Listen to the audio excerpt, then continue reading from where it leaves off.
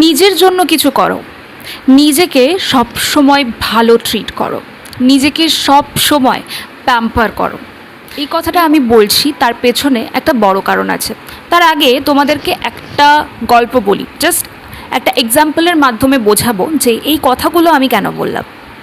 তো অনেক সময় বাড়িতে গেস্ট আসলে এটা দেখে থাকবে যে আমরা বাড়িটা যেরকমভাবে প্রেজেন্ট করি গেস্টের কাছে, তো সেই গেস্টরা কিন্তু তাদের আচার ব্যবহার ঠিক সেই রকমভাবে করে বা মেনটেন করার চেষ্টা করে যেরকমভাবে আমরা আমাদের বাড়িটাকে এবং নিজেদেরকে প্রেজেন্ট করি।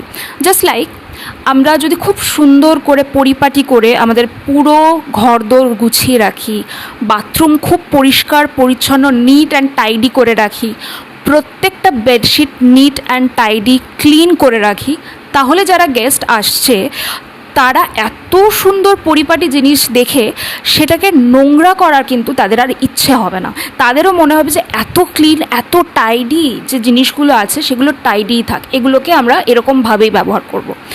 তো যখন তুমি তোমার গেস্টদের যে ওয়েতে তোমার বাড়িটাকে প্রেজেন্ট করছো সেই ওয়েতেই কিন্তু গেস্টরা তোমাদের বাড়িটাকে নেবে। তোমাদের লাইফের ক্ষেত্রেও তাই, তুমি নিজেকে যেরকমভাবে অন্যজনের কাছে প্রেজেন্ট করবে, তুমি নিজেকে যেভাবে প্রেজেন্ট করবে ঠিক সেই ওয়েতে কিন্তু অন্যরা তোমাকে দেখবে।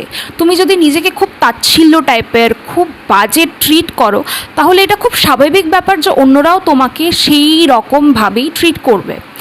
কিন্তু তুমি যদি নিজেকে প্যাম্পার করতে জানো, নিজের খেয়াল রাখতে জানো, নিজেকে এরকমই একটা সুন্দর বাড়ির মতো নিট অ্যান্ড টাইডি সুন্দর করে তোলার চেষ্টা করো, তাহলে অন্যরাও কিন্তু তোমার সাথে ঠিক সেই রকমভাবেই চলার চেষ্টা করবে। কেননা তুমি নিজেকে সেরকমভাবে প্রেজেন্ট করছো, তুমি নিজেকে সেরকমভাবে রেখেছো। সো এরপর থেকে নিজেকে প্যাম্পার করো, নিজেকে ভালোভাবে আগে ট্রিট করো। ভিডিওটা যদি ভালো লেগে থাকে তাহলে প্লিজ ভিডিওটা সবার সাথে শেয়ার করো যাতে সবাই জানতে পারে এই ব্যাপারটা, এবং চ্যানেলটা প্লিজ সাবস্ক্রাইব করো অ্যান্ড একটা like. Till then, stay positive, stay healthy.